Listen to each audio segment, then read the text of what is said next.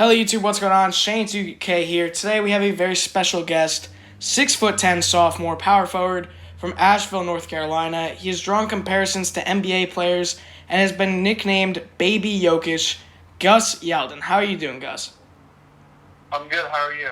I'm doing great. How have you been during this pandemic with everything and sports just starting back up finally? The pandemic's been crazy for me and my family. Having a short season during the year, not playing a ton as a freshman, is rough, and expecting a lot out of the spring and summer and having it limited was rough for me and my team. And our coach had done a great job of recruiting guys. We were going to look really good, play really well, draw a lot of attention.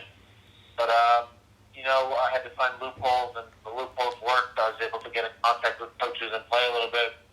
But it's been really crazy with my mom working in the medical field. It's been a lot of kind of back and forth to the hospital, trying to figure this whole thing out. Yeah, 100%. You brought up the recruiting. I feel like a lot of people are going to get more chances than they would have because there's going to be a lack of tape from pretty much everybody unless you're like in the top 100. But that's going to be a big thing. I think a lot more kids are actually going to get a chance than they would have because like the not full seasons, all of that. No one knows what's going to happen with the upcoming high school season. AAU's kind of been coming back, delayed season, shortened season, which is good for prospects. But when did you realize, because you are a very good player, I will say. I've watched a lot of your highlights.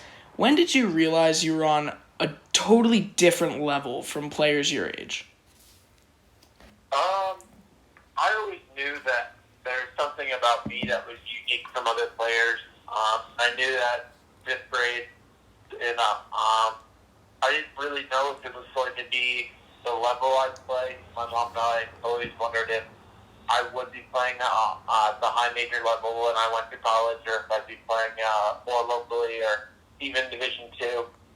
But when I realized I was really separated from other kids was probably this summer when I went out and I was doing things that other bigs can't do or just haven't done before, and it just started to click a little bit. Yeah, 100%. I think, especially with athletics, the narrative is kind of changing.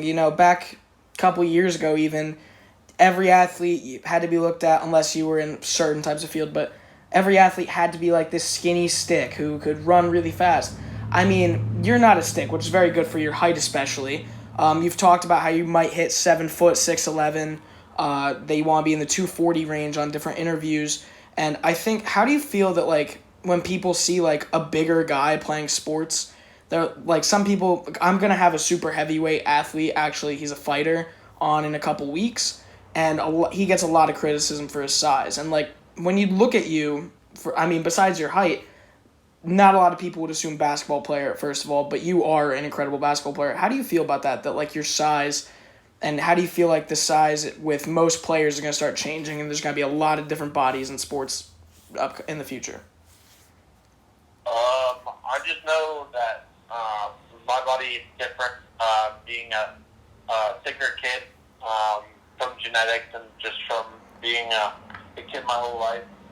It makes my game a lot easier for me in the post, but so you got to do a lot of work to try and get to a happy medium where you're the right weight and you're the right muscle, and you put it all together and you're there. I got a lot of work to go there, and that's what this year's going to be, is a year to get my body where it needs to be and be a better player and athlete. But I think that my body definitely contributes to the way I play. Just being able to use my body against other defenders, backing them down, hitting rebounds, playing against on defense, being able to wall up or take away drive by just standing there. It's definitely an advantage, but it also slows me down. I'm not as fast as I could be. I can't jump as high as I could. So there's a lot of improvement, and there's a lot of good stuff that goes on. Yeah, you brought up your genetics, and I want to know, when was the first grade when you were head and shoulders above your entire class? I've always been my class since probably kindergarten. Yeah, I've always been right there. There might have been a couple of kids who were with me. And then middle school, I was the tallest kid in my middle school in 5th grade. And was the tallest kid throughout.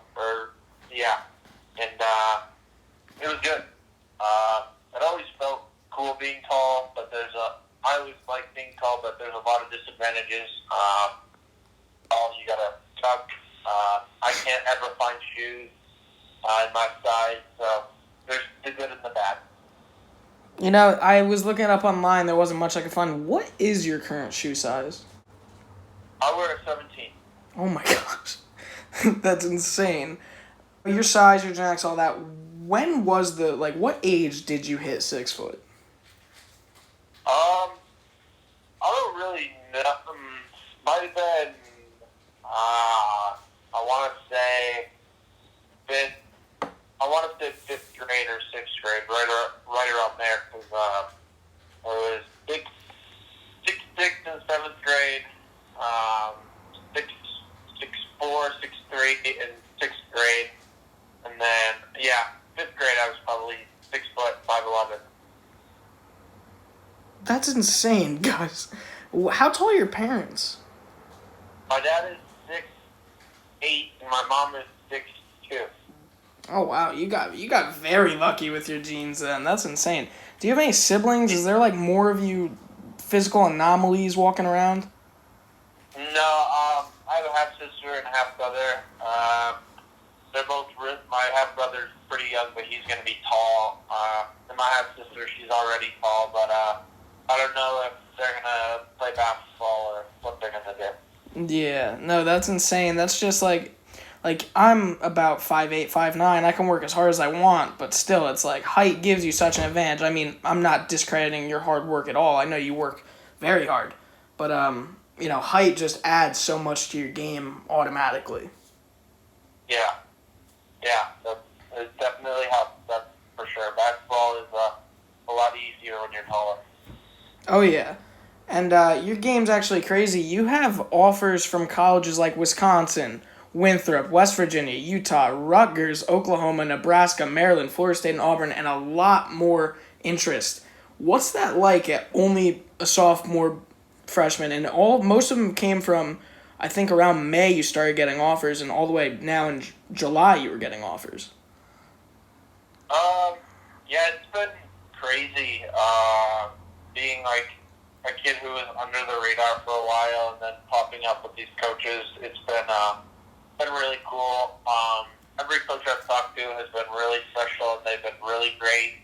I really like them all. It's really early for me to be starting to think about a decision, but I'm really enjoying talking to the coaches, getting to know them, starting to build the relationship that I need to build with them. And it's been great. And if a school offers me, it means a lot, but it means their interest in me is even more. So all the schools that have interest in me, I do not discredit them not offering me early. No, 100%, but there was one early offer that really surprised me, and I know you talked about it a little bit on a different interview. Wisconsin's early offer. What was, how, that was very rare of them to offer someone your age, your class, to even give you an offer that early. How do you feel about that? I was shocked. I knew going into the Zoom, they had just offered my friend James in Wisconsin, and I knew that I had been building that relationship with them for about a year when I went to their elite camp as an incoming freshman, and I've always been high on Wisconsin. What started getting me into basketball was Frank Kaminsky, Sam Decker, Ned Dean, Bronson Caning, Nigel Hayes. Their whole team went to the Final Four, national championship game, lost to Duke. So just that, when they said that they wanted me at Wisconsin, it was shocking. It shocked my mom. She was on the Zoom. But for me to be one of the first guys they're recruiting in the class of 23 and being one of their earliest offers, it's insane. And I have the most respect for Coach Yalden, Coach Kavanaugh, and I'm really starting to get to know them better. No, it's insane. I've messaged like hundreds of athletes just for interviews, and this is actually my 10th interview, and you're the tallest guy I've interviewed. But it's crazy because I'll research a couple people, be like, oh, I want to interview them. I saw you on Overtime, and right away I sent to my friend. I was like, I need to interview this kid. And luckily, I mean, you're getting bigger and bigger. Like especially with your online presence, you have a Twitter, you have an Instagram, which I'll put in the link below. But like, what was it like getting shouted out by Overtime? It was crazy. So when I was at Modern Day, Overtime was filming Devin, Wilhelm, Nick, Harry, like our whole team was getting filmed by them. And I just started doing like funny stuff like on the bench. After we won the Les Schwab, my son and I were doing funny stuff, and so I started to build a little bit of a relationship there. And then once I started to get hyped up a little bit, they wanted to come and watch me play. And from then on, it's just been a great thing for my social media and the kids I play with, because I'm gonna get exposure from playing just in general, but some of the kids that I play with, they might not get that, and Overtime is giving them a great outlet for that and putting them on the map, which is great. And that's what happened with me, is I was just playing with a couple of really good kids and got put on the map, and that's all it's going to take for a couple other kids. No, you got incredibly lucky with Overtime noticing you, and you've been shouted out multiple times. There's actually a highlight on your page of just Overtime shoutouts, which is nuts. But like, you're semi-famous getting shoutouts from Overtime. You've been in a Sports Illustrated article. How's that feel, that like the hard work you've put in, all that, and like sort of starting to pay off? I mean, just a little bit, because this is the beginning, and like getting you noticed. How's all that feel? How's that sinking in for you? It's crazy. I just knowing what I have done to get here. The time I spent in the basement with the little grocery bag wrapped over the basketball, dribbling, shooting outside, rain, sun, didn't matter, and going to the gym, starting that all when I was young and building it up. Been great, and it's not even been that. It's been the coaches I've had who have been helping me along the way. It's been crazy, and I'm really excited to keep it going and put in even more work. I can't wait to watch you put in more work, but not many people draw comparisons from Jokic, and your nickname is actually Baby Jokic. I want to hear kind of the story behind that, who gave it to you, and that's insane that you're named after one of the, if not the best center in the league. I'll call him the most skilled center in the league. Actually just got into a very elite company, second center to ever have 500 assists in a season with Wilt Chamberlain. So how's it feel to draw comparisons to him, and where did that nickname kind of come from? It came from playing. I played in the courtside films camp last fall, and a couple of people watched it, and they started calling me Baby Jokic. So courtside films is one of the first people that call me Baby Jokic, and it kind of picked up from there. Playing at Tango Chicago, it picked up a little bit with Ball is Life on Twitter. Started to get bigger and bigger, and then eventually I just became known as Baby Jokic. That was crazy, but so that's where it came from. But it actually means more to me and my family than you think. My family comes from Serbian heritage. My great grandpa started the Serbian American basketball tournament here, and so basketball has always been a big part of our family, and Serbia is where my great-great-grandpa came from. So I have Serbian culture heritage, and it's good to be being compared to someone from Serbia and have that heritage continue through me. No, I like how much your heritage means to you, because some people kind of blow it off.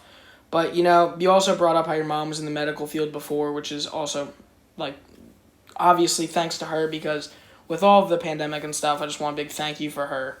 But in an interview with, I think his name is Shuz, his last name is Schumacher, I know that.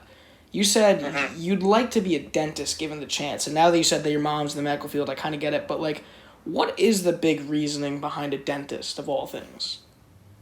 I'm honestly, I've always liked studying people and studying parts of the body. The only thing I can't do is blood.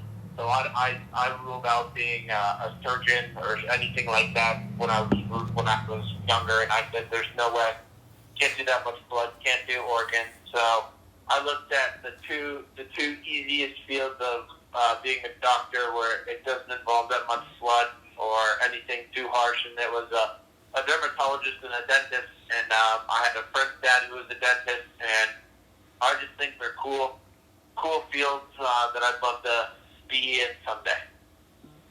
You know, I love that. I love that, especially that you do have a backup plan. You do have a plan B, because I know basketball is your biggest passion, but for some people, it doesn't always work out. One injury could mess all that up, but it's awesome that you have a backup plan. But, you know, it's kind of accustomed to end this with it's kind of like a signature question. Now, after basketball, like at the end of your life, let's say you're in your 80s, and you look back, what do you want to be remembered for? Like, what do you want your legacy to be when everything's said and done? I want my legacy. Two things. I want it to be. I want to be one of the first college athletes in the era of when college athletes start to get paid. If that happens, I'd like to be in that company of the first college athletes to be paid. I'd also like to be one of the first guys in the NBA who started to define positionless basketball by the size of a player and making him not only a big but a guard. So I want to be kind of a trend starter and work other kids and other players' future in through that. You know, I love that. That's a huge aspiration, big goal, and I only love those. I'm a delusional optimist, so I really hope all that works out for you. Thank you for accepting this interview with me. All of your socials will be linked, your Twitter, your Instagram. And, you know, thanks again. If there's anything you want to say to kind of end this interview, it's up to you. I'm just going to thank you so much for having me. It was a great interview, and I'm excited for it to get posted and build a relationship and hopefully have another one of these in a couple of months. Oh yeah, 100%. Once you start really pulling out like 360 dunks and stuff, and like you hit like a lot more followers, I'm gonna be like, hey, give me another one. Just clout chasing off of you. No, I'm kidding though. I'd interview you if you were a senior, not even nationally ranked, which I expect you to be.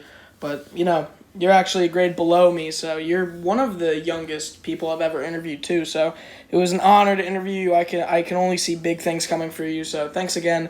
Thank you guys for watching this episode or this video episode. And big thanks to Gus again. That's all, guys. Peace out.